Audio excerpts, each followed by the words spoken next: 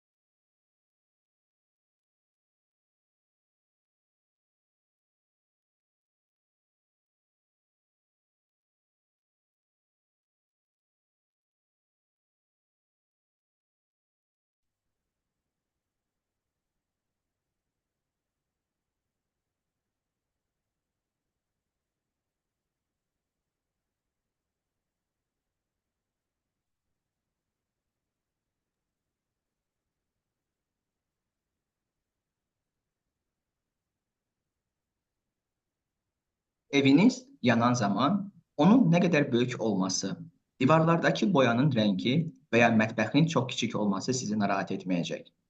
Siz yalnız yanğını söndürməyə çalışacaqsınız. Təhsil evimiz yanır. Bugünkü qonağımız UNICEF-in baş ofisinin təhsil və yeniyetmələrin inkişafı üzrə direktoru cənab Robert Cenkinsin həmməlifi olduğu məqalədə belə deyilir. Bəs təhsil evimizi yanğından necə xilas edəcəyik? Yeni çağırışlarda və bu və digər suallara cavab tapacağıq. When your house burns down, you won't worry about how big it is. And you don't worry about the color of the paint on the walls or how small the kitchen is. You'll only try to put out the fire. Our house of education is on fire. This is what our guest today says in an article co-authored by Robert Cenkins, Director of Education and Adolescent Development at UNICEF headquarters. But how we will save our educational house from fire? We will find answers to these and other questions in new challenges. Cənab Cenkins, Yeni çağırışlar proqramında sizi görmək böyük şərəfdir. Dəvətimizi qəbul etdiyiniz üçün sizə dərin minnətdarlığımızı bildiririk. Mr. Cenkins, this is a high privilege for us to host you at New Challenges. Thank you for accepting the invitation. Thank you very much for having me. Mən təşəkkür edirəm ki, dəvət etmisiniz. Cənab Cenkins, deyirlər ki, insanın ana vətəni onun uşaqlığıdır. Sizin bugünkü Robert Cenkins olmağınızda ana vətəninizin, yəni uşaqlığınızın nə kimi rol olub? O vaxtdan bugünə özünüzlə hansı dəyərlərə daşımısınız? Mr. Cenkins, they say that a man's motherland is his childhood. So what was the role of your motherland, that is your childhood, in making you Robert Cenkins you are today? What values have you carried out with yourself since then?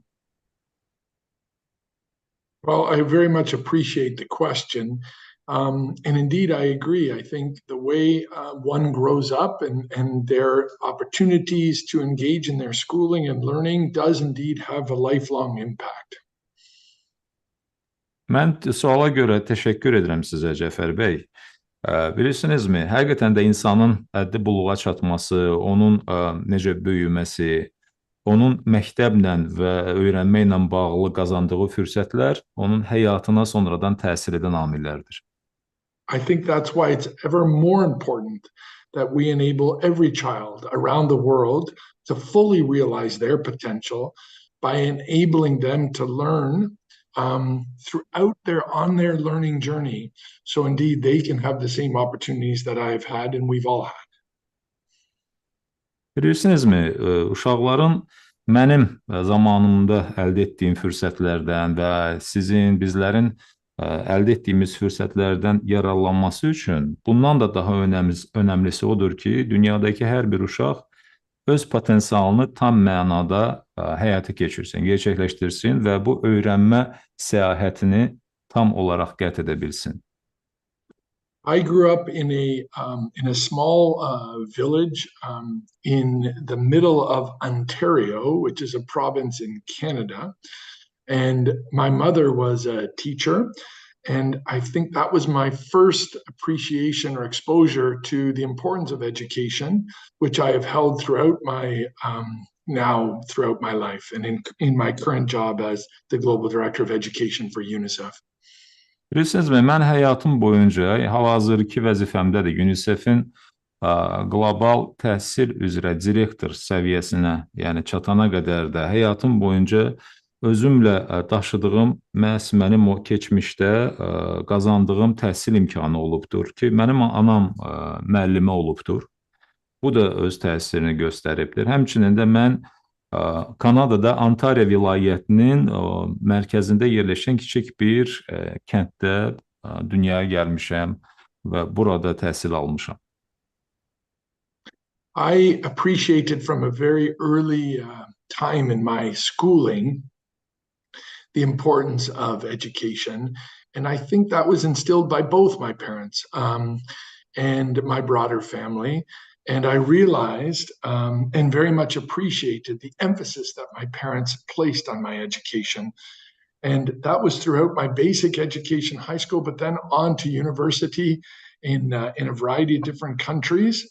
And now when I return back to the where I grew up, I can see and reflect back on how important indeed it was for in a sense, for a partnership to be instilled between my parents, schools, and the child themselves. And with that partnership and with that shared vision of enabling every child to learn, which is what indeed my parents very much instilled and emphasized and invested in, it has instilled that appreciation for learning and education that has now led me into working in the education sector.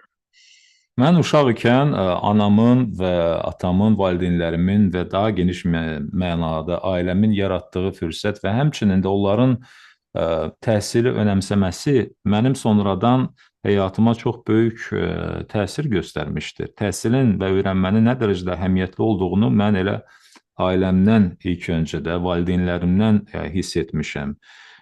Sonradan mən orta təhsilimi və ali təhsilimi müxtəlif ölkələrdə, müxtəlif təhsil ocaqlarında gerçəkləşdirdikcə bu yola davam etdim. Sonradan yenidən qaydanda, vətənimə qaydanda bir daha həqiqətən də valideynlərlə, ailə ilə, uşaq və həmçinin məktəb arasında olan o tərəfdaşlığın nə dərəcədə önəmli olduğunu başa düşdüm ki, bunlar, yəni həm valideynlər, həm məktəb, həmçinin də uşaq bir ortaq bir baxışı paylaşırlar. Ortaq baxışın da təməl prinsipi məhz öyrənmə və təhsil imkanlarının erkən yaşlardan təmin olunmasıdır.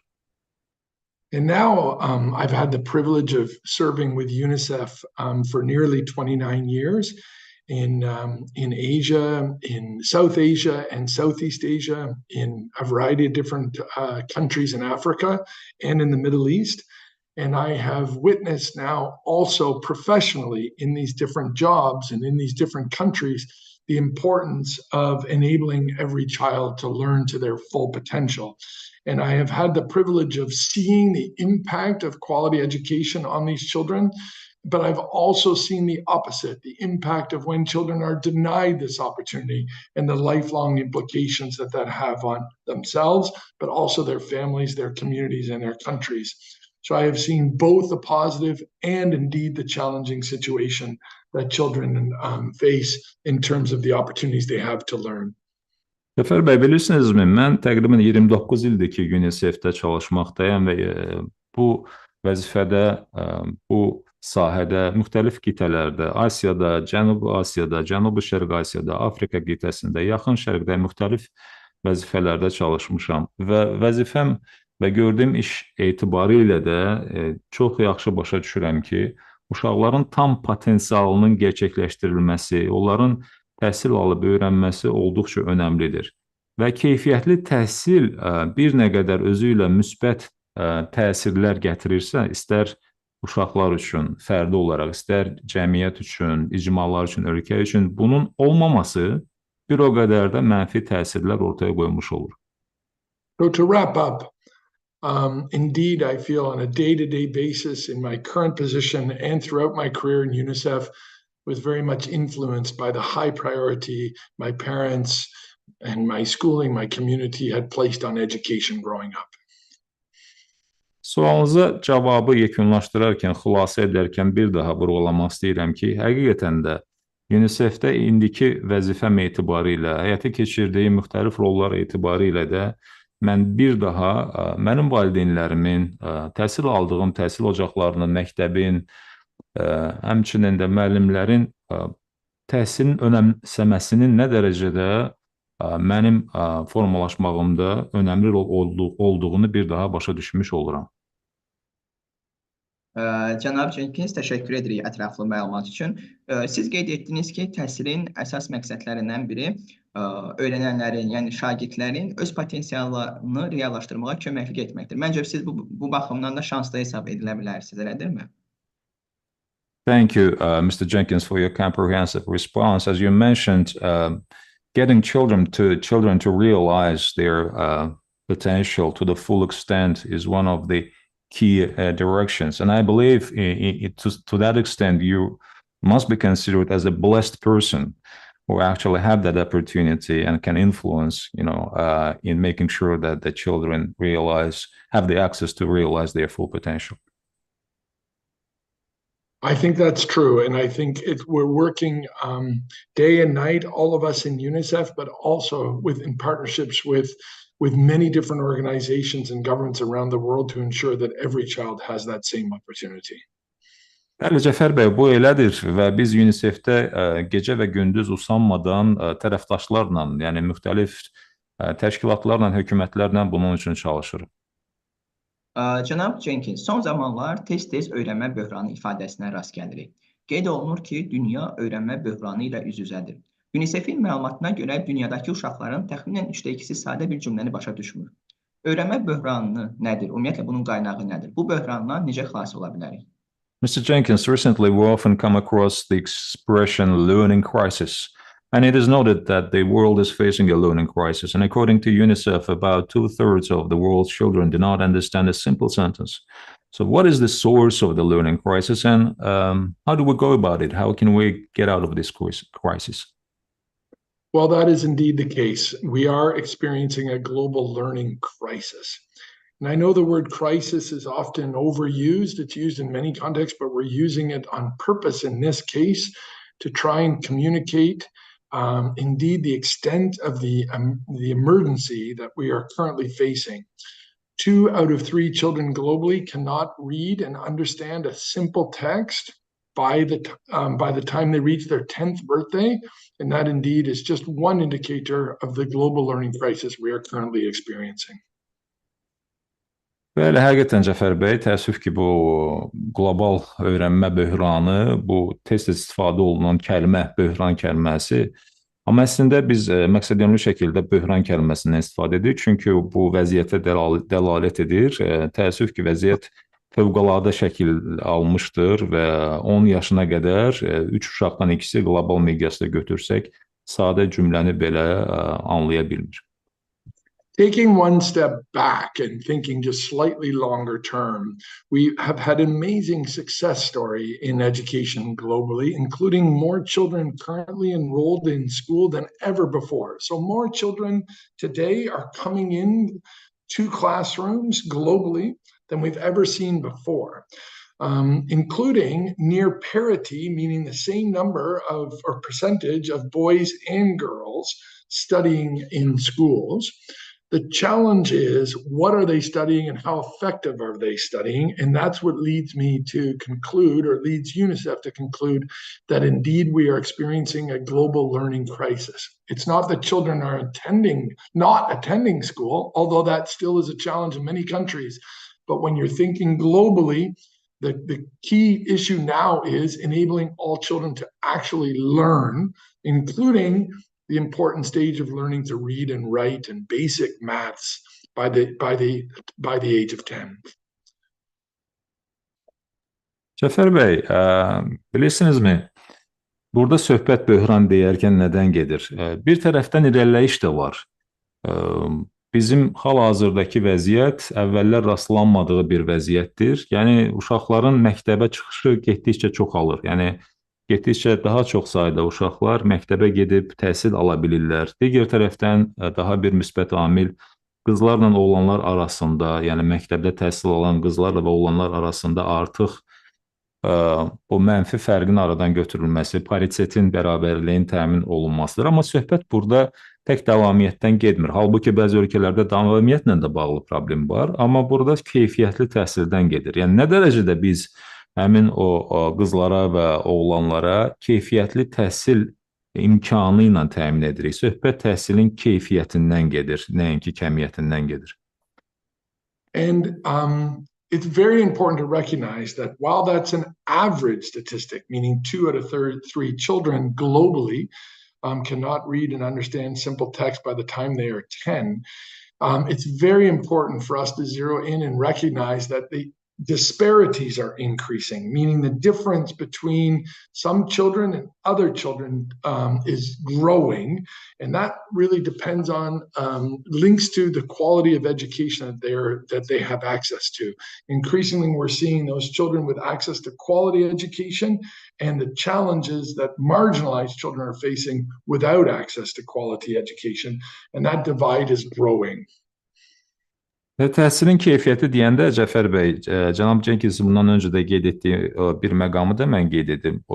Həmçinin keyfiyyətli təhsil deyəndə burada oxu ilə yanaşı, yazı və oxu ilə yanaşı, həmçinin də riyazi bacarıqlardan söhbət gedir ilkin mərhələdə və sonraki mərhələlərdə keyfiyyətli təhsildən gedir. Və biz deyəndə ki, orta hesabla 10 yaşına kimi 3 uşaqdan ikisi adi, yəni cümləni oxuya bilmir, onu anlaya bilmir. Digər tərəfdən burada bərabərsizlik keyfiyyətli təhsil təminatındadır. Yəni, bir qism uşaqların keyfiyyətli təhsil imkanları var. Bu zaman digər uşaqların bu keyfiyyətli təhsildən faydalanmaq imkanı yoxdur və bunların arasındakı o məsafə uçurum xarakter alır.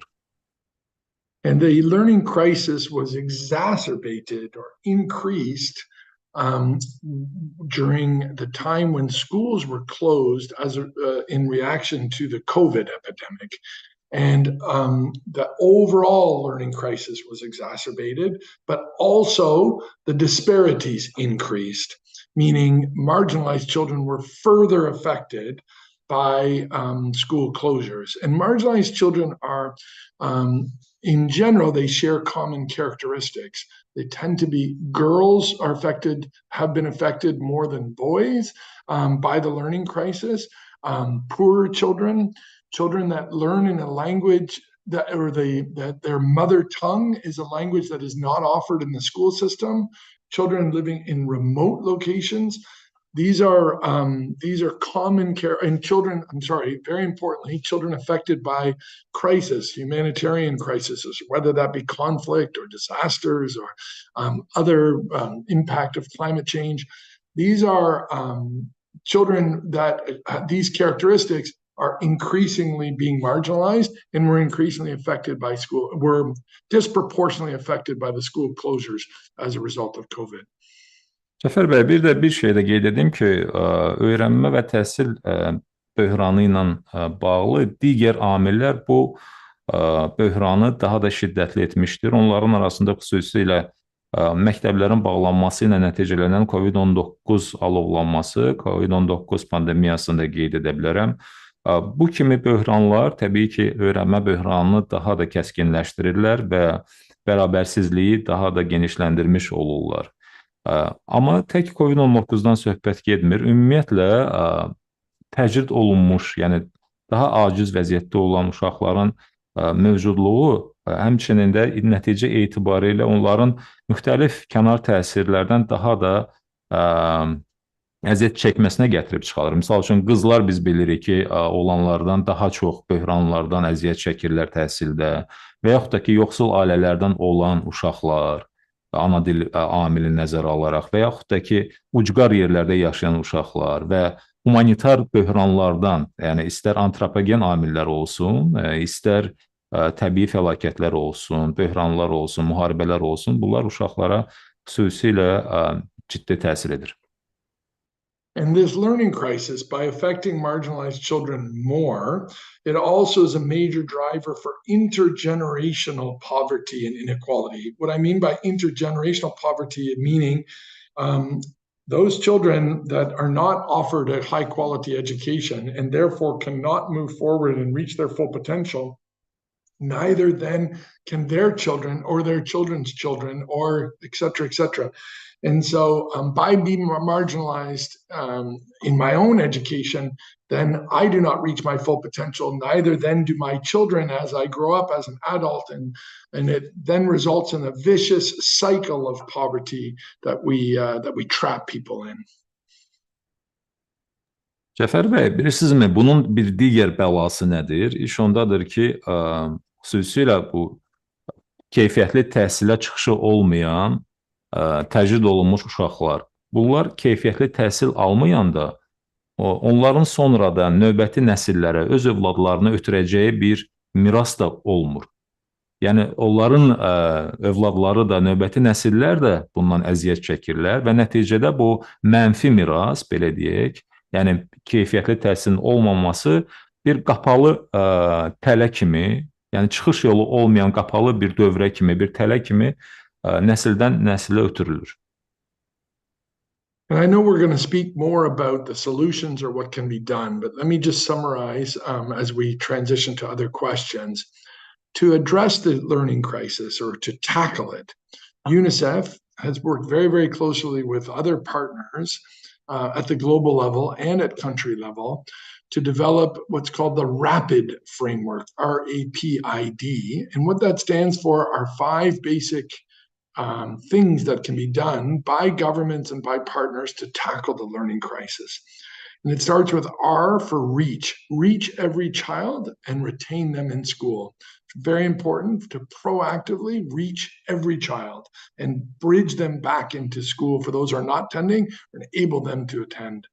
2, assess. A for assess learning levels. We need to understand, and governments need to understand, teachers and schools, what are students actually learning? What are their learning levels? So assessing learning levels. 3, prioritizing teaching the fundamentals. Often curriculums are too comprehensive. Very, very important to focus curriculums to the fundamentals. 4th, increase catch-up learning programs for those children that have fallen behind. Provide them support directly. And 5th, provide overall psychosocial support and well-being support that goes beyond learning, leveraging the school to be a safe place, a place where children feel protected and their comprehensive psychosocial and emotional and mental health needs are met. Cəfər bəy, bilirsinizmi, burada həmçinin bir sualın cavabını yekunlaşdırıram. Çünki təbii ki, siz soruşacaqsınız ki, bu çıxış yolları nədən ibarətdir bu qlobal böhranda və bu mənada UNICEF tərəfdaşları ilə birlikdə RAPID deyilən bir çərçivəni hazırlamışdır. RAPID ingilis dilində özü söz olmaqla yanaşı sürətli mənasını verir. Həmçinin də 5 sözdən ibarət o baş hərflərin toplusudur. Burada söhbət nədən gedir? A hərfi, ingilis dilindəki R hərfi, bu xüsusilə təcrid olunmuş uşaqların əhatələnməsi, onların da təhsilə cəlb olunması və təhsildə qalmasını təmin etməkdən ibarət olan tədbirlərdir. Yəni, hər bir uşağın, həmçinin də və xüsusilə də təcrid olunmuş uşaqların məktəbdə saxlanılması, onların məktəbdə təhsil almaq imkanları ilə təmin olunması, çatımlığın təmin olunmasıdır. E hərfi bu əsas sözündəndir, yəni qiymətləndirmə sözündəndir. Bu müxtəlif səviyyələrdə uşaqların həqiqətən də nəyi və necə öyrəndiyini qiymətləndirməkdir ki, əmin olaq ki, onlar o lazım olan biliyi mənimsəyirlərmi? Ardınca P hərfi prioritizing, yəni burada əsas fundamental məsələlərin prioritetləşdirilməsidir. Çünki kurikulumlar, bilirsiniz, zamanımızda çox həcmlidir. Bəzən bu kurikulum okeanında, dənizində fundamental olan məsələlər yuyulub gedə də bilər. Ona görə onları da prioritetləşdirmək, önəmsəmək önəmlidir. Ardınca I hərfi bu increase catch-up, yəni geridə qalanların o tələbələr ki, geridə qalırlar və yaxud da ki, onların çıxışları məhduddur təhsil sisteminə, onların bu təhsil sisteminə inteqrasiyasını sürətləndirmək və nəhayət sonuncu, əhəmiyyətcə sonuncu olmayan bu təhlükəsiz bir mühitdə inkişafın təmin olunmasıdır. Yəni, burada tələbələrin psixososial imkanlarının artırılması, burada psixoloji sağlamlığın təmin olunması kimi əsas bünövrə məsələlərdir. Cənab Cenkins, az öncə belə bir suala diqqət çəkdiniz. Biz nə dərəcədə keyfiyyətli təhsil veririk?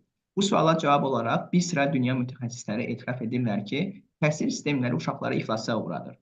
Belə bir fikrin əsasları nədir? Yəni, niyə belə qənaətə gəlinib ki, təhsil sistemləri uşaqları iflasa uğradır? Ümumiyyətlə, təhsil sistemləri bütün dünyada şagirdləri necə daha yaxşı dəstəkləyə bilərlər? Mr. Jenkins, in your statement just now, you mentioned about the importance of the quality education. Having that said, a number of world experts, they admit that education systems are failing children, ultimately. So what is the basis of this idea? And generally speaking, how can education better support students around the world? National education systems need to ensure that all children, particularly girls, go to school and stay in school. This includes by promoting the value of learning, providing incentives or addressing barriers to school attendance to understand why some children are not attending, but enabling them to attend, addressing those barriers, including with incentives and social protection support. Also need to address gender stereotypes regarding access to education, recognizing that particularly as in older age groups, girls are often marginalized and face specific barriers that need to be addressed.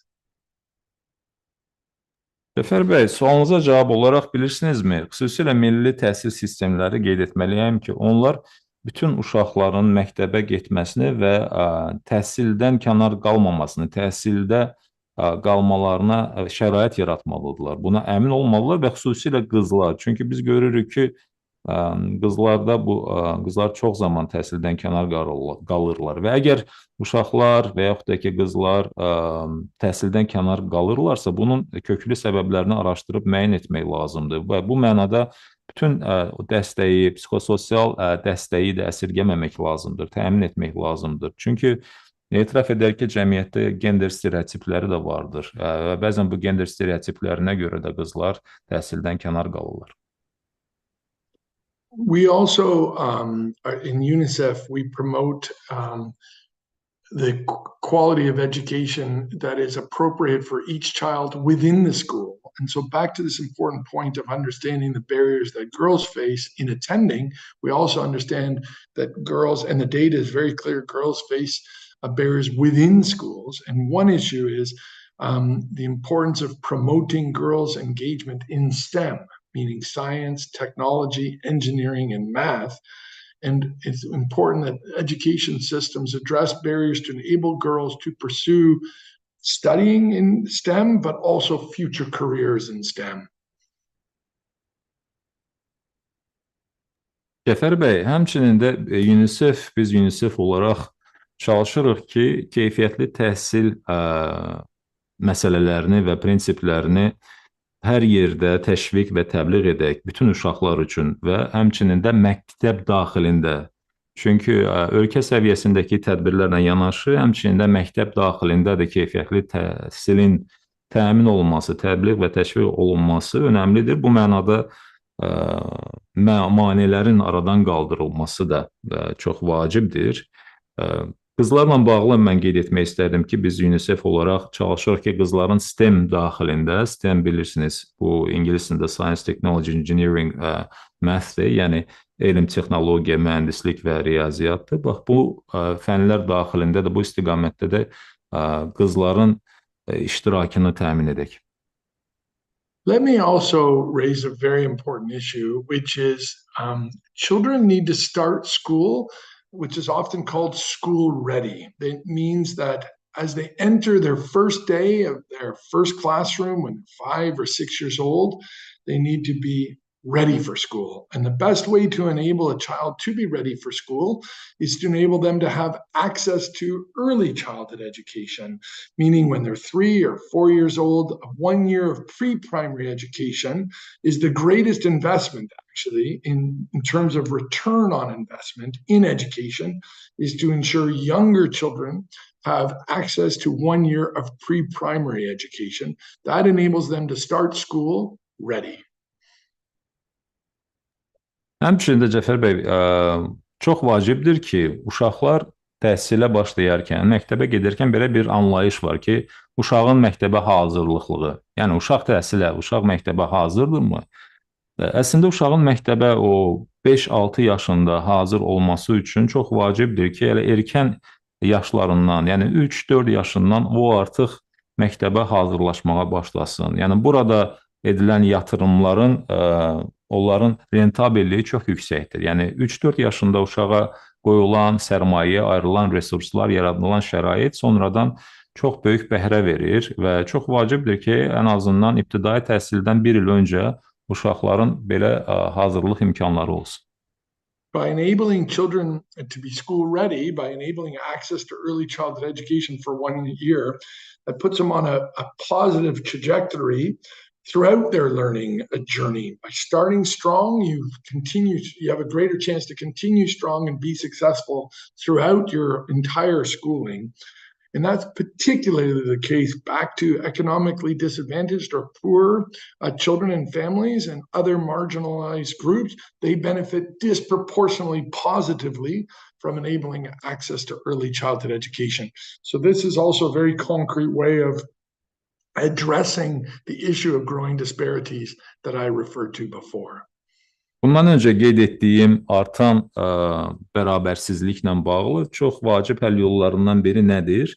Vacib yollardan biri odur ki, təhsil üçün, bütün uşaqlar üçün, xüsusilə təcrid olunmuş və iqtisadi cəhətdən imkansız ailələrin və imkanı zəif olan ailələrin uşaqları üçün bu münbit şəraitin yaradılması ki, paritet qorunsun. Çünki nəticə etibarilə biz iqtisadi təsirdən danışırıq. Yəni, bunların bir vətəndaş kimi sonradan bütöv formalaşması üçün xüsusilə təcrid olunmuş, yoxsul, az imkanlı, aciz, belə deyək ki, ailələrdən orada mövcud olan o disproporsional imkanları aradan qaldırmaq lazımdır ki, onlar da prosesdən kənar qalmasın. Education systems should also meet children where they are in their learning. Every child is on a unique learning journey, and it's critical that education systems meet every child where they are at the time where they're there and the level of learning. This is also particularly important for children with disabilities. Education systems must provide inclusive and supportive environments for children with disabilities to access learning and enable them to also realize their full potential, including mainstreaming children with disabilities in preschools and throughout formal school. Həmçinin Cəfər bəy, çox vacibdir ki, təhsil sistemi uşaqlar üçün onların təhsil səyahətində, yəni öyrənmə yolunda daim onların yanında olsun. Hansı səviyyədə olmasından asılı olmayaraq təhsil sistemi uşaq yönümlü olmalıdır. Və xüsusilə əlilliyi olan uşaqlar, xüsusilə sağlamlıq imkanları məhdud olan uşaqlar üçün inklüziv bir təhsil mühitinin, çatımlı imkanların yaradılması və həmçinin də əlilliyi olan uşaqlara, sağlamlıq imkanları məhdud olan uşaqların ümumi təhsil sisteminə inteqrasiyasının, ora qatılmasının, iştirakının təmin olunması ən vacib məsələlərdəndir. Hopefully these are the key characteristics. I've been clear on the key characteristics of what makes up a good school system and what indeed will enable all children to realize their full potential. Yəni bütün bu dediklərim uşaqların tam potensialının gerçəkləşdirilməsi və yaxşı məktəb mühitinin yaradılmasının əsas xarakterik, cəhətləridir, amilləridir. Cənab Cenkins, təşəkkür edirik ətraflı məlumatlar üçün. Siz həmmərifə olduğunuz məqalələrdə təhsildə uğurun müəllim və şagird arasındakı keyfiyyətli qarşılıqlı əlaqədən asılı olduğunu qeyd etmisiniz. Sinifdə bu mübadiləni qurmaq və təkmilləşdirmək üçün təklifləriniz nədir? Thank you very much, Mr. Jenkins, for your informative responses. In the articles you co-authored, you mentioned that success in education depends on the quality interaction between teacher and student. So what are your suggestions for building and improving this exchange in the classroom? Indeed, it does. The quality interaction or the quality of the relationship and interaction between teachers and students is absolutely a primary indicator to the quality of the overall education system and the potential for children to be successful in school. Həqiqətən belədir, Cəfər bəy. Mən sizə deyim ki, müəllim heyəti ilə tələbə heyəti, müəllimlə tələbə arasında olan o qarşılıqlı əlaqənin keyfiyyəti sonradan bütövlüklə bütün öyrənmə və təhsil prosesini ağuşuna alan, ona təsir edən çox vacib bir indikator, göstəricidir. When teachers need to be sufficiently supported, that means remunerated sufficiently, but also provided the tools and the wherewithal and ongoing support for them to be successful. And that indeed is a challenge in many countries around the world. Amma eyni zamanda da, Cəfər bəy, qeyd etməliyəm ki, müəllimlərə də dəstəyə ehtiyac var. Müəllimlər bir tərəfdən lazımınca məvacib almalıdırlar, digər tərəfdən onların tədris boyunca, yəni karyeraları və fəaliyyətləri boyunca yanlarında mütləq olaraq köməkçi vasitələr, alətlər olmalıdır ki, tədris prosesində həmin alətlərdən istifadə etsinlər. This includes the academic skills that required to teach effectively manage the content of the curriculum, but also importantly, the social and gender sensitivity skills and being able to nurture a care and nurturing relationship in the classroom that enables all children to feel safe and engaged. So it's not only what is taught and understanding the content, but how is very important as well. Cəfər bəy, bilirsinizmi, həmçinin də digər tərəfdən müəllimlərin akademik bacarıqları da, yəni effektiv, təsirli tədris etmə bacarıqları da olmalıdır. Digər tərəfdən onlar kurikulumun məzmununu da idarə etməyi bacarmalıdırlar. Həmçinin bunlarla yanaşı gender baxımından həssas davranmalıdırlar. Sosial bacarıqları olmalıdır. Onlar münasibətləri düzgün şəkildə məcraya salmalıdırlar. Bu münasibətləri qurmağı, bəsləmələri bacarmalıdırlar. Təhlükəsiz və eyni zamanda da iştirak yönümlü bir mühit yaratmalıdırlar. Odur ki, bax, bütün bu cəhətlərin formalaşması üçün də müəllimlərə dəstək lazımdır. Yəni, burada nəyin deyil, həmçinin də necə tədris olunması vacibdir. Effective teachers and effective classrooms more generally are those that promote an engaging learning environment that is interactive, it's participatory, and it's activity-based. And we see that around the world, those teachers that are supported to enable such a pedagogical practices or such a way of interacting with students are those education systems that are more effective. Yəni, Cəfər bəy, effektiv tədris çox vacibdir. Effektiv tədris və üstəgəl effektiv şəkildə sinifdəki o mühitin formalaşması məhz iştirak xarakterli bir mühit yaratmalıdır. Yəni, sinifin, tələbələrin, şagirdlərin iştirakını təmin etməlidir. Fəaliyyət əsasında olmalıdır. Qarşılıqlı işbirliyi əsasında olmalıdır. Məhz bütün bax, bu bacarıqları mənimsəyən və sərgiləyən müəllimlərin olan o ölkələrdə biz o pedaqoji cəhətdən, yəni bax, bu təcrübələrin formalaşdığı ölkələrdə biz təhsil və öyrənmə sisteminin nə dərəcədə faydalı olduğunun şahidiyik. It's also critical, and I've mentioned a few times so far in our conversation, that teachers reach children, each individual child, at their learning level, teaching at the right level. Often children at the same age, some can be still trying to understand and learn their letters, others words, others sentences, others can write full paragraphs, all at the same age in the same classroom.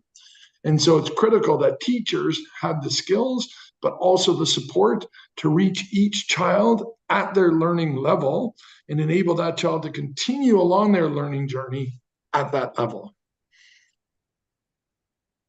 Həmçinin də söhbətimiz əsnasında mən dəfələrlə bu məqamı vurğuladım ki, çox vacibdir ki, uşaqların təhsil prosesi boyunca onlar özlərini tək hiss etməsinlər, daim onların yanında, təhsil sistemi onların yanında olsun və müəllimlər də daim uşaqların yanında olsun. Çünki bilirsinizmi, uşaqların öyrənmə səviyyəsi, öyrənmə tərzi, onların imkanları və bacarıqları fərqlənir. Bəzən görürsən ki, bir uşaq hərflərlə çətinlik çəkir.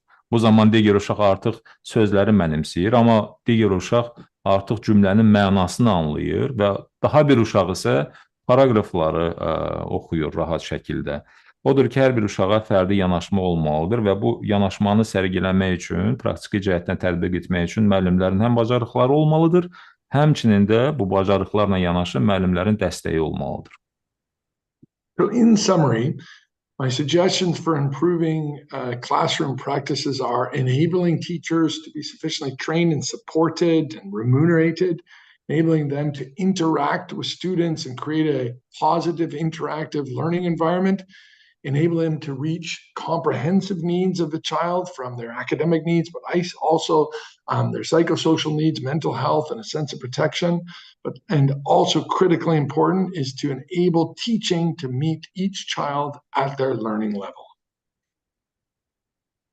Sualınıza cavabın yekununda xülasə olaraq qeyd etmək istərdim ki, sinif öyrənmə mühitinin, şəraitinin yaxşılaşdırılması üçün çox vacib olan müəllim amilidir. Müəllim üçün, yenə də qeyd etdiyim kimi, dəstək olmalıdır, müəllimin lazımınca məvacibi təmin olunmalıdır, yəni onun maliyyə dəstəyi təmin olunmalıdır, təlimi olmalıdır, müəllim lazımı alətlərlə təmin olunmalıdır ki, lazım olan o müsbət, pozitiv öyrənmə mühitini təmin etsin və eyni zamanda da şagirdlərin ətraflı ehtiyacları qarşılansın, çünki uşaqların, şagirdlərin akademik ehtiyaclarına yanaşı həmçində psixososial ehtiyacları vardır. Onlar özünü güvənli və təhlükəsiz bir mühitdə hiss etməlidirlər. Hörmətli izləyicilər, yeri gəlmişkən daha çox insanın faydalanması üçün Yeni Çağırışlar proqramını öz həmkarlarınızla paylaşmağı zəhmət olmasa unutmayın. Cənab Cenkins, proqramın başlanğıcında qeyd etdiniz ki, sizin ananız da müəllim olub və bu baxımdan sizin müəllim ehtiyaclarını daha yaxşı başa düşdüyünüz qənaətinə gəlmək olar. Siz təhsili təkmilləşdirməyin yollarından bəhs edərkən müəllimlərin səlahiyyətini və motivasiyasının artırılmasına diqqət çəkmişsiniz. Müəllimlərin səlahiyyəti və motivasiyası necə inkişaf etdirilə bilər? Daha nələrə əlavə etmək istərdiniz? Mr. Jenkins, thank you for very engaging, very interesting responses. In the beginning of our conversation, you mentioned about your parents, specifically your mother being a teacher. So I believe that was value added in positioning you to better understand the sense and value of a teacher, the need for the teacher. So just to follow up, when talking about the ways to improve education, you also paid attention to increasing the authority and motivation of teachers. So, Mr. Jenkins, what would you recommend to develop the authority and motivation of teachers? Well, it's very important that we all, as parents, those of community leaders, governments, and those of us working at the global level need to recognize teachers are absolutely critical drivers of a student's learning. Currently, globally, in many education systems, teachers are not sufficiently supported. So it has to begin with a recognition of what a central role teachers play in a child's learning journey and overall in society as a whole. Tamamilə doğrudur Cəfər bəy, çünki müəllimlər hər bir uşağın öyrənmə yolunda və ümumiyyətlə cəmiyyətin inkişaf yolunda mərkəzi rola sahibdirlər və biz istər valideyn olaraq, istər icma rəhbərləri olaraq, istər vəzifədə və təhsil sistemində müəyyən rola sahib olan insanlar olaraq mütləq olaraq müəllimin mərkəzi rolunu tanımalı və onu dəstəkləmək. Çünki müəllim həlledici amildir, həlledici qüvvədir. Bu təhsil sisteminin uğurla təşəkkül tapması üçün və hər tərəfli şəkildə dəstəklənməlidir. When teachers are sufficiently supported and empowered and able to be well prepared, indeed, they can be the driver for the transformation that education systems are undertaking at the moment. Və Cəfər bəy, bir də şey də qeyd edeyim ki, hal-hazırda təhsil sistemində transformasiya baş verir və əgər müəllim lazımınca dəstək alsa, lazımınca səlahiyyətləndirilsə və lazımınca dəstəklə yanaşı təlim görsə, öz bacarıqlarını artıra bilsə, o zaman da bu transformasiya prosesində itkin düşməyəcəkdir və bu prosesə öz əlavə dəyərini qatacaqdır. And we need to collectively, UNICEF working closely with partners and governments and around the world, need to ensure that, for one, we need to promote teachers' well-being. Two, we need to ensure adequate and positive working conditions. Three, we need to ensure high-quality teacher professional development and professional opportunities so teachers can continue to be on their own professional journey. And ultimately now, increasingly, we need to ensure that they have the latest skills and tools, including technology, digital schools and digital tools, to enable them to also, in a sense, maximize their potential to enable children to have the best learning environment possible. Və həmçinin də qeyd etmək istərdim ki, xüsusilə UNICEF tərəfdaşlarla, hökumətlə birlikdə, müxtəlif dövlətlərin hökumətlərlə birlikdə çalışır ki, məhz müəllimlərə olan dəstəyi təbliğ və təşviq etsin, müəllimlər tam mənada lazımı dəstəyi görsünlər. İstər onların rifahı olsun, güzəranı olsun, istər onların iş şəraitinin adekvat şəkildə təşkil olunması, istərsə onların peşə inkişafı, təlimlənmə baxımından, ixtisas artırma baxımından imkanlarla təmin olunmasıdır. Çünki müəllim də yol qət edir. Bir nə qədər tələbə təhsil yolunun yolçusudursa, müəllim də bir o qədər tədris yolunun yolçusudur. Bu yolda səylərini göstərir və nəhayət dördüncü bir şey də qeyd edim. Bu da son xüsusilə baş verən dəyişikliklər, rəqəmsal sahədə baş verən texnoloji dəyişiklikləri nəzərə alaraq müəllim bu texnoloji imkanlardan, rəqəmsal alətlərdən də istifadə etməlidir ki, onun yaratdığı müsbət təsir maksimum olsun. Cənab Cenkins, siz lazımınca səlahiyyət ifadəsini işlətdiniz. Biraz buna aydınlıq gətirə bilərikmi? Yəni, müəllim lazımınca səlahiyyət dedikdə nə nəzərdə tutulur? Mr. Jenkins, when you say the teachers must be appropriately authorized, they have to be empowered, what do you specifically imply? Well, I think it's important that teachers are sufficiently supported. Again, they have the tools to deliver the curriculum and to engage with students as we've described. And I think because it's important for a teacher to reach each child where they are in their learning, but also in each context, they need to be able to make those decisions within the classroom on how effectively the curriculum can be delivered to enable each child to be successful. Cəfər bəy, iş ondadır ki, müəllimin gərək kifayət qədər səlahiyyəti olsun ki, o kurikulum əsasında məktəbdə, sinifdə lazımi qərarlar versin. Effektiv şəkildə tədris etmək üçün, təsirli və səmərəli şəkildə tədris etmək üçün, hər bir uşağı əhatə etmək üçün, heç kimin kənarda qalmaması üçün öyrənmə prosesindən, həmçinin də sinifdə təhlükəsiz bir mühit yaratmaq üçün, müxtəlif alətlərdən faydalanmaq üçün müəllimdə gərək o səlahiyyət də olsun ki, o kurikulum çərçivəsində müəyyən düzəlişlər, müəyyən yeniliklər, müəyyən addımlar ata bilsin. Cənab Cenkins, UNICEF-in tədqiqatı uşaqların psixoloji sağlamlığının və rifahının yaşlaşdırılmasının vacibliyini də vurğulayır. Müəllimlər, şagirdlərin rifahını, onların psixoloji sağlamlığını necə daha yaxşı dəstəkləyə bilərlər? Thank you, Mr. Cenkins. UNICEF's research highlights the importance of improving children's psychological, mental health and well-being. So how do you think can teachers better support students' well-being and mental health? It's an absolutely critical issue. And that was one of the things I think that we all meaning parents, community leaders, school administrators around the world recognize the importance that schools play in a child's psychological health and well-being when schools were closed in response to COVID-19. Not only did it have an impact on children's learning, but we saw also, and a lot of data is clearly evidence of the impact school closures have on children's not only learning, but also on their psychological health and well-being.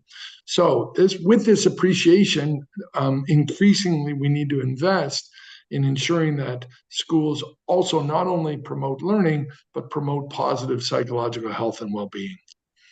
Qeyd etdiyiniz məsələ, Cəfər bəy, çox kritik əhəmiyyətə sahibdir. Bu, mən deyərdim ki, həll edici məsələlərdən biridir. COVID-19 pandemiyası zamanı, məktəblərin bağlanması zamanı biz bu pandemiyanın tək öyrənmə nəticələrinə, öyrənmə səviyyəsinə necə mənfi təsir etdiyinin şahidi olub qalmadıq. Bununla yanaşı biz bunun məhz psixososial təsirinin də şahidi olduq uşaqlar üzərində COVID-19-un məktəblərin bağlanmasının. Odur ki, burada öyrənmə prosesi ilə yanaşı bu kimi məsələlər, bu kimi böhranlar, həmçinin də şagirdlərin psixi sağlamlığının, psixososial sağlamlığının, onların rifahına da təsirinin şahidi olmuş oluruq. Bu, olduqca önəmli amildir, bunu nəzərə almaq lazımdır. And we see that the importance of school-based mental health and support services for children and adolescents. We see around the world how it helps them, it protects them from harmful effects of crisis and adversity, but also boosts their resilience and also improves their learning. Biz dünyanın müxtəlif yerlərində bunun şahidi oluruq ki, məktəb əsaslı, yəni təməli məktəbdə olan, məktəb şəraitində həmçinin uşaqlara göstərilən psixoloji xidmətlər, onların psixososial sağlamlığının təmin olunması üçün görülən xidmətlərin çox müsbət təsiri var. Həm böhranın təsirlərinin öhdəsindən gəlmək üçün, yəni onun uşaqlar üzərində olan təsirinin aradan qaldırılması, yumşaldılması üçün. Həmçinin də ümumiyyətlə onların davamiyyətinin və öyrənmə göstəricilərinin artırılması üçün. And linked to this is the fact that far too many girls and boys around the world continue to experience violence in and around schools. And UNICEF continues to promote and support the integration of child safeguarding mechanisms and capacities into the education system and process. And that includes a recognition that teachers and school management play a very unique role in preventing, but also identifying and responding to all forms of violence that children face. Tüm bunlarla yanaşı həmçinin Cəfər bəy, biz nəyin şahidi oluruq? Çox sayda məktəbli olanlar və qızlar məktəbin daxilində və məktəb hüdudlarından kənarda da şiddətlə üzləşirlər və biz UNICEF olaraq çalışırıq elə edək ki, uşaqların müdafiəsi mexanizmləri, o uşaqların qorunması üçün olan mexanizmlər təhsil sisteminə tam mənada inteqrasiya olunsun və burada istər müəllim heyəti olsun, istər həmçinin də təhsil sahəsində çalışanlar və təhsil inzibatçıları olsun, onlar bütün bu prosesdə bu zorakılığın, bu şiddətin önlənməsində, yəni onun profilaktikasında, həmçinin də onun aradan qaldırılmasında da iştirak etsinlər, lazımi tədbirlər görsünlər.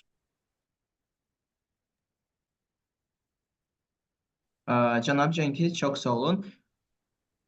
Ən təcrid olunmuş uşaqların gələcəyin daha yaxşı təhsil verəni, liderləri və müəllimləri olmasına necə kömək edə bilərik?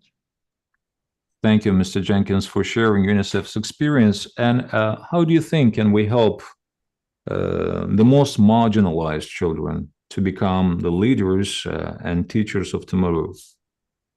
Well, let me again come back to the very important role that early childhood education, that means at least 1 year of organized learning before children start school at the age of 4 or 5, enabling them to start learning in an early childhood education center, how important that is. Cəfər bəy, sualınıza cavab vermədən öncə bir daha səsləndirdiyim fikrə qayıtmaq istərdim.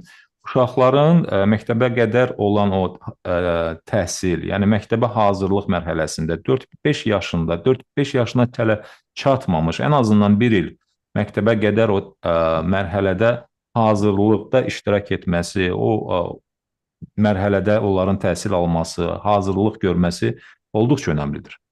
Enabling every child to have access to early childhood education results in them being put on a positive trajectory as they enter school and throughout their school life.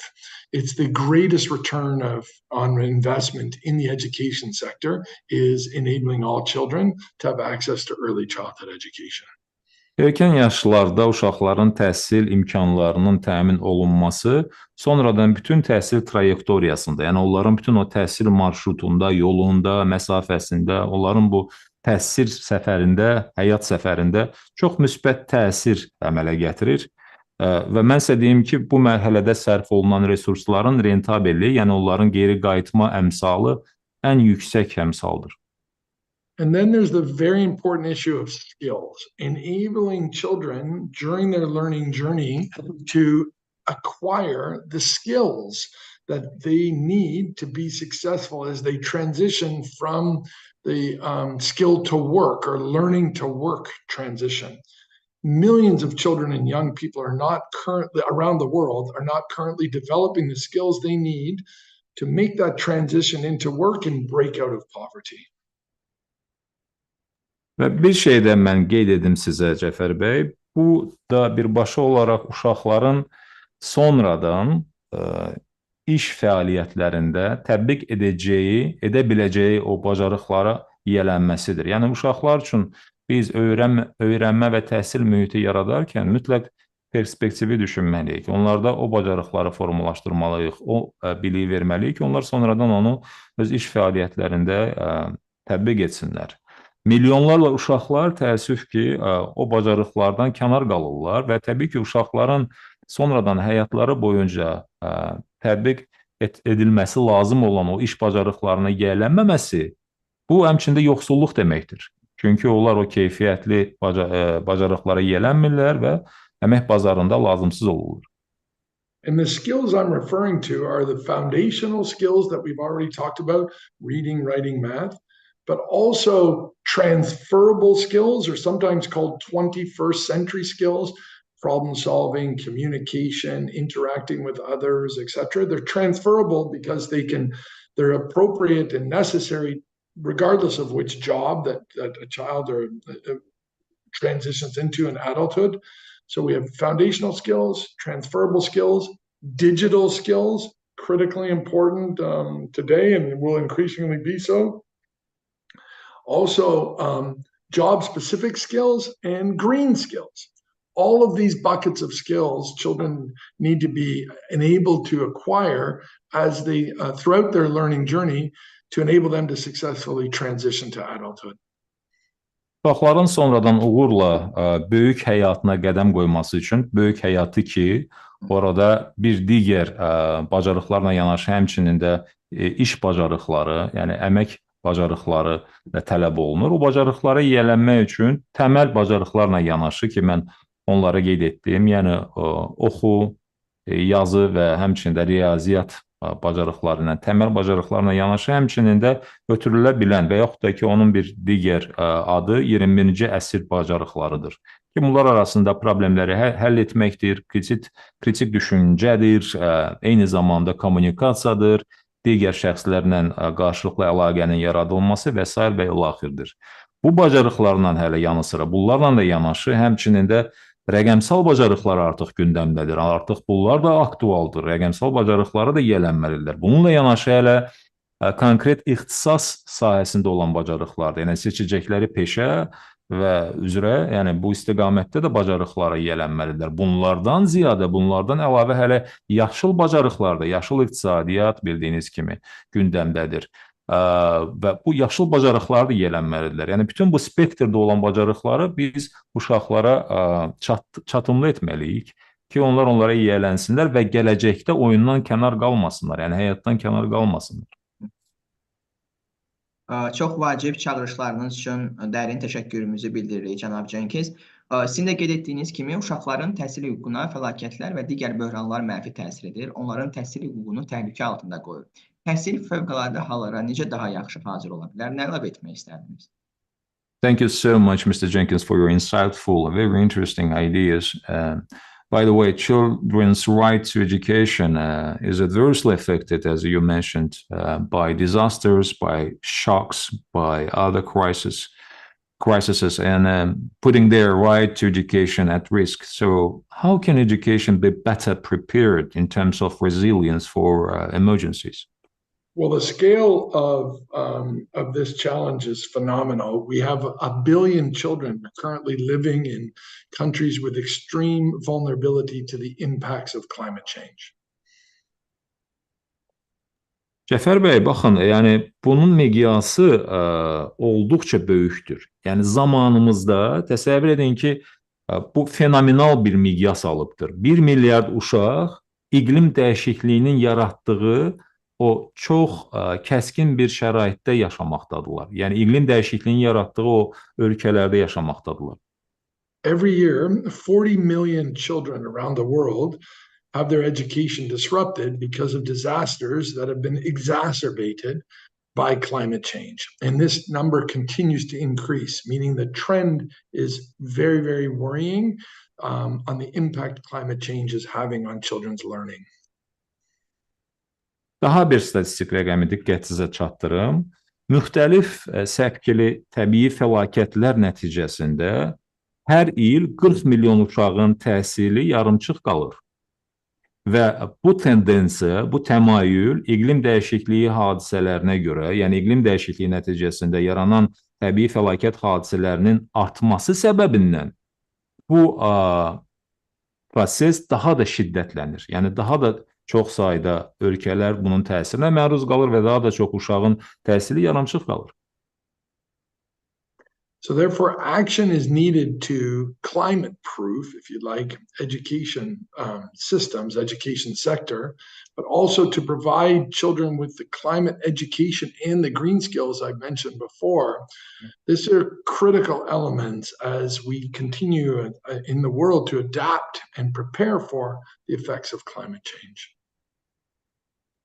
Odur ki, iqlim dəyişikliyinin təsirlərinə hazır olmaq üçün bir tərəfdən təhsil sistemi özü iqlim dəyişikliyinə əsaslanan, iqlim dəyişikliyi məlumatlarına əsaslanan bir təhsil sisteminə çevrilməlidir. Digər tərəfdən isə biz uşaqlara bu bacarıqları aşılamalıyıq.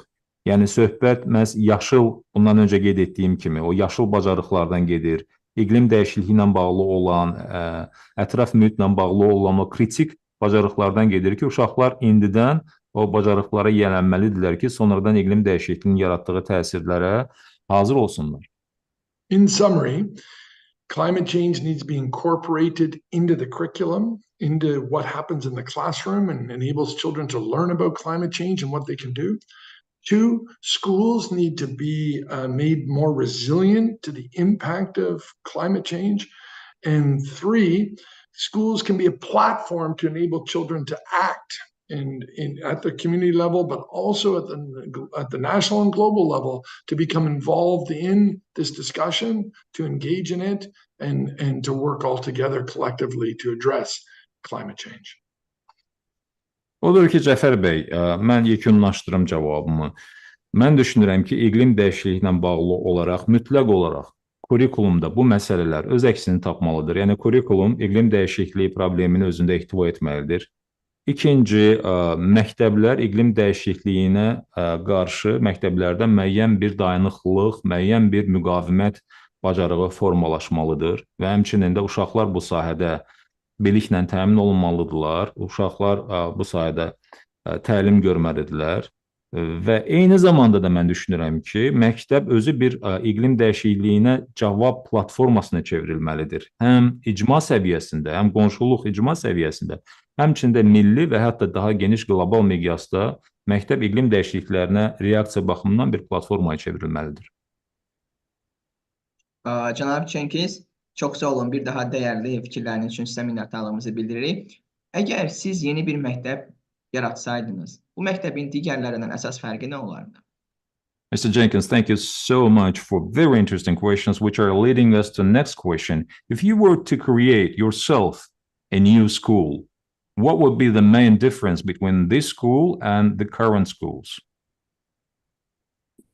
Well, a new school would be skill-based. It's back to what we were talking about before, enable children to learn the skills that they require to be successful in adulthood. It would be dynamic and engaging. It would be holistic, meaning it would meet the needs of children beyond just their learning, but psychosocial, mental health needs, etc. And it would be inclusive. It would enable all children, marginalized, advantaged, and otherwise, to participate and learn to their full potential. Bu məktəb, mənim yazacağım məktəb birinci bacarıqlar əsasında məktəb olacaqdır və həmçinin də orada, həmin məktəbdə uşaqların ehtiyac duyduğu və sonradan onların böyüyərkən, böyüklük həddi bulluq çağında onlara lazım olacaq bacarıqlar uşaqlara aşılanardı və eyni zamanda da qeyd etmək istərdim ki, bu məktəb dinamik və iştirak yönümlü bir məktəb olacaqdır. Qarşılıqlı əlaqə, qarşılıqlı iştirakla xarakterizə olunacaqdır. Bununla yanaşı məktəb kompleksli bir məktəb olacaqdır. Nə mənada? Uşaqların bütün ehtiyacları, onların psixososial ehtiyacları, akademik ehtiyacları, fiziki ehtiyacları, onların əminaman bir mühitdə formalaşması üçün olan ehtiyaclar hamısı nəzərə alınacaqdır və nəhayət sonuncu, amma əhəmiyyətcə sonuncu olmayan bu da inklüziv bir şəraitin yaranması. Yəni məktəblər bütün uşaqlar üçün, istər təcrid olunmuş, aciz və yaxud da ki, aşağı təminatlı ailələr olsun, istər sağlamlıq imkanları məhdud olan uşaqlar üçün çatımlı olacaqdır, inklüziv olacaqdır. İnşallah belə bir məktəbdə təhsil almaq uşaqlara nəsib olar. Və təhsil sahəsindəki qlobal təcrübənizə əsaslanaraq təhsil sahəsində çalışan şəxslərə sadəcə bir məsləhət versəydiniz, bu nə olardı, cənab Cenkins? Inshallah, such school will become a reality and the children will have access to that school. And based on your global experience, Mr. Jenkins, in education, if you could give just one piece of advice to those working in education, what would it be? It would be to recognize each child's needs are unique, both their learning needs, but also their broader psychosocial mental health needs, etc. And education system, schools need to meet each child where they are and meet their comprehensive needs to enable them to realize their full potential.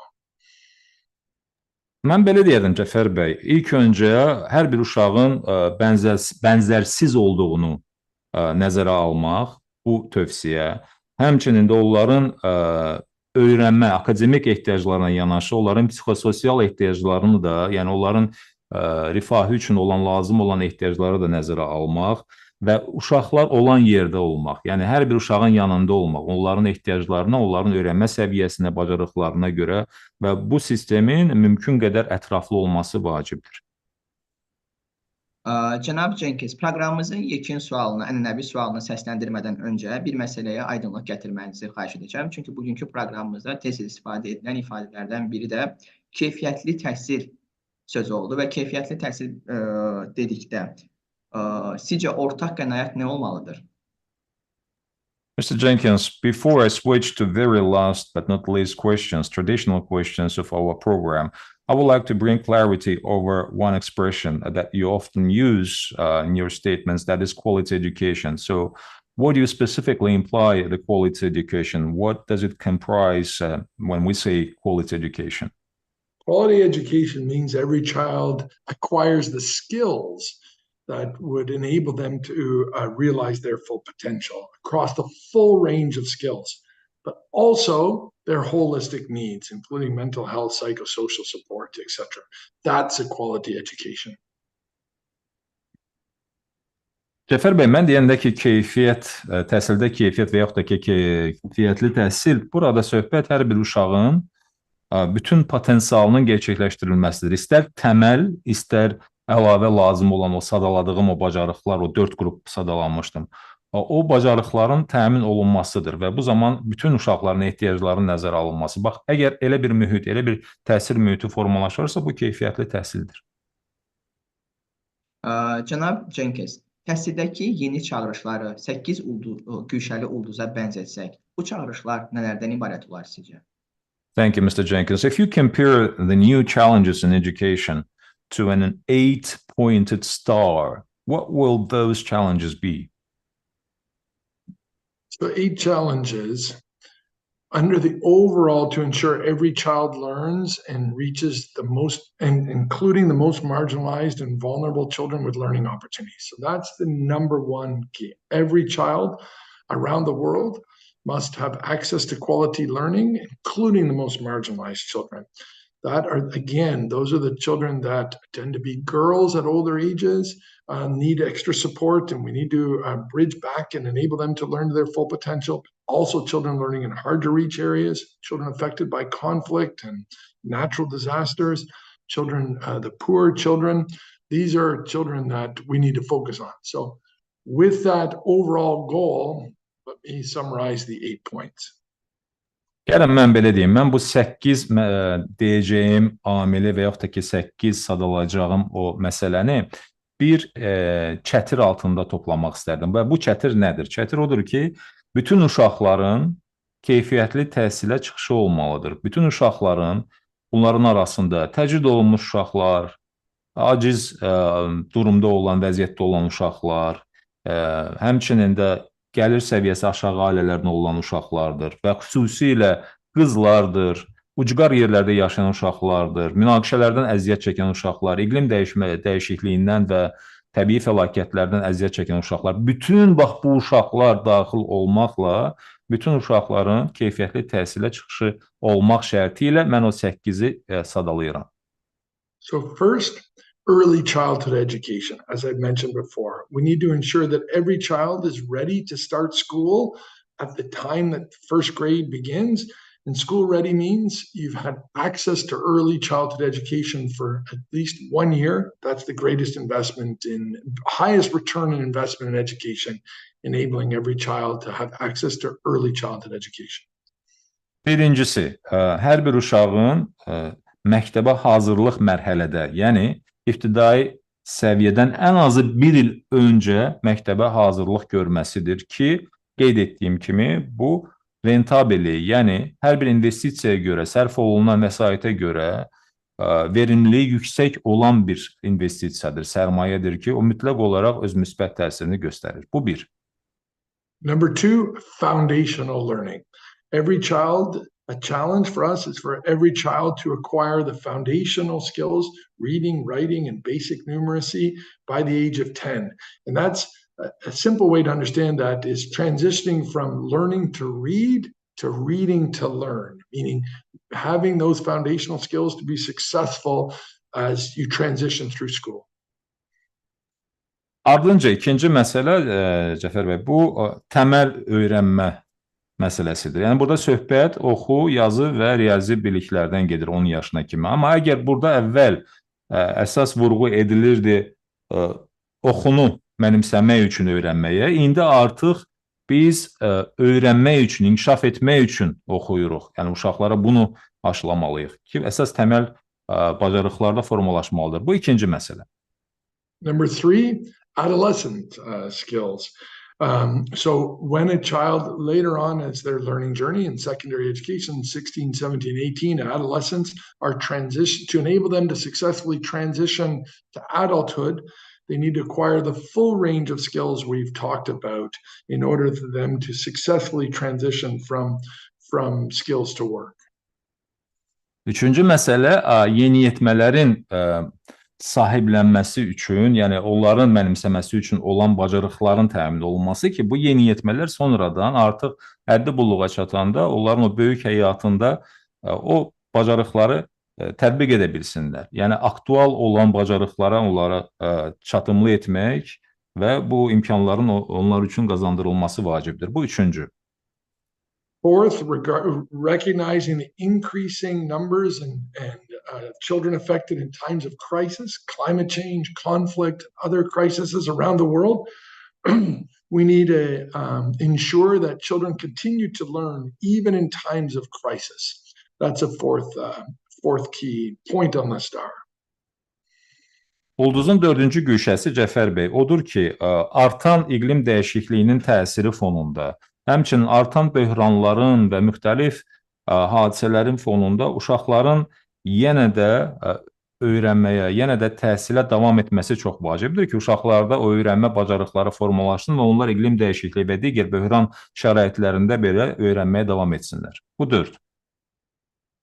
Fifth, as has come up a lot during this conversation, we need to tackle the inequalities or growing marginalization that's happening around the world, with some children being left behind and other more advantaged moving forward. That requires a focus on the gender barriers that girls experience in particular, and boys differently in schooling, but also looking at other forms of inequalities in each country and address those.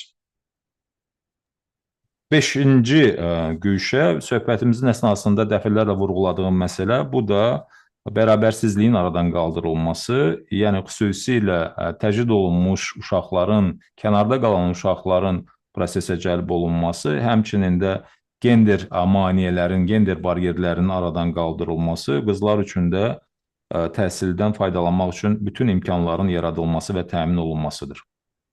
Sixth, climate change education.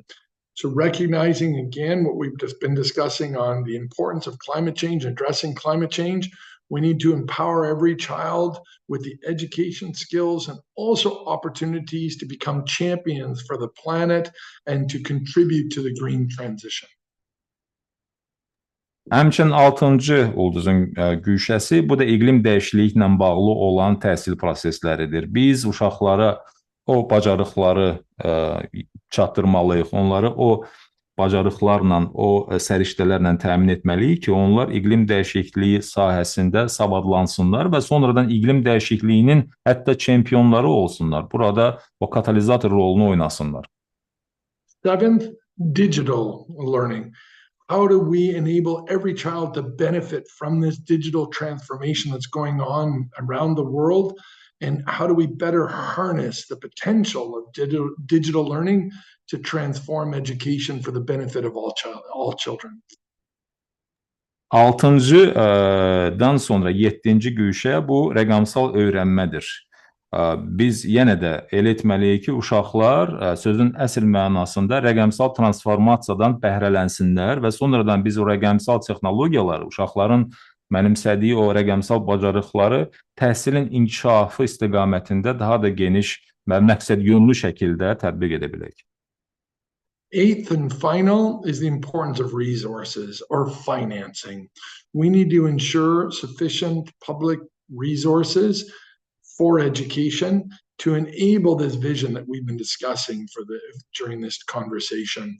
We recognize around the world, financing of education continues to be a challenge. We need to recognize how critical children's learning plays in their own lives, but also their families, their communities, countries. It needs to be adequately financed. So that's my 8th challenge: ensure adequate financing for education at the global level, but in every country, every community, and every household.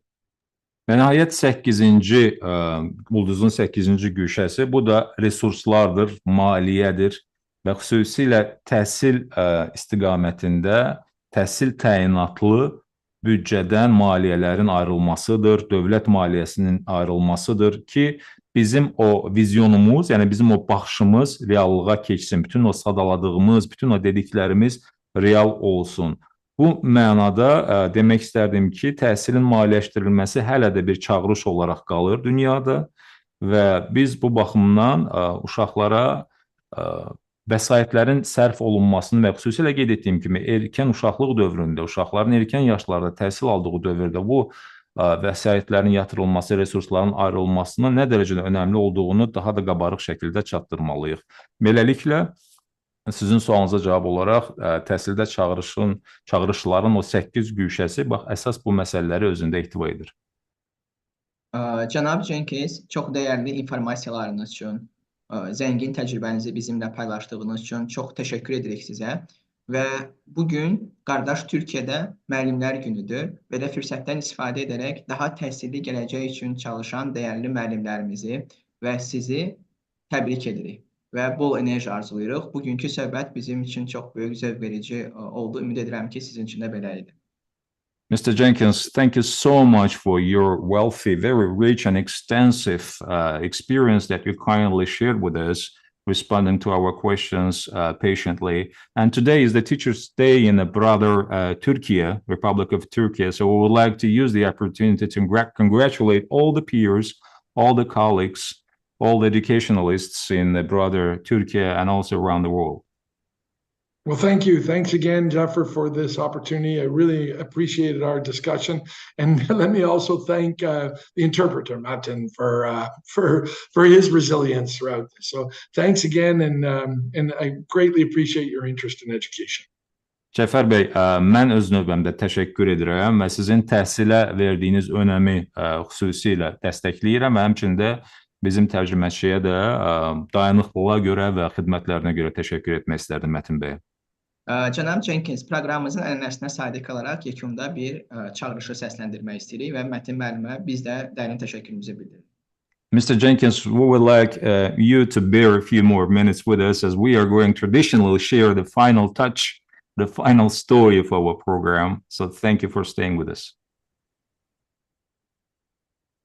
Əziz və hörmətli yeni çağırışlar. Bir gün bir padşah yuxuda görür ki, bütün dişləri tökülüb. Yuxusunu yozmaq üçün münəccimi yanına çağırır. Münəccim deyir ki, sizin bütün qohumlar sizdən əvvəl öləcək. Bunu eşidən padşah həmin adamı qovur. Padşah daha sonra vəzirini çağırır. Vəzir isə yuxunu belə yozur. Siz bütün qohumlarınızdan daha çox yaşayacaqsınız.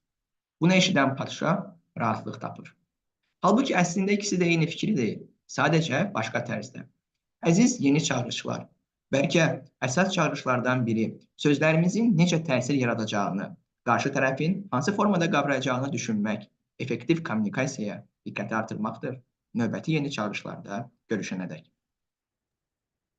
Well, one day a king dreams. He sees the dream and he sees that all his teeth have fallen out. He calls an astrologer to interpret his dream. And the astrologer says that all your relatives will die before you die. Hearing this, the king boots that man out. And the king then calls his vizier, and the vizier interprets the dream as follows. He says, you will live longer than all your relatives. Hearing this, the king is relieved. And however, in fact, both of them, they were saying the same thing, but just in a different way. Dear new challengers, perhaps I believe one of the main challenges is to consider how our words will create an impact, how we will be perceived, and how to focus more on the effective communication. Thank you. See you in Azerbaijan. Thank you. Bye-bye. Thank you, Mr. Cenkins. Bye-bye.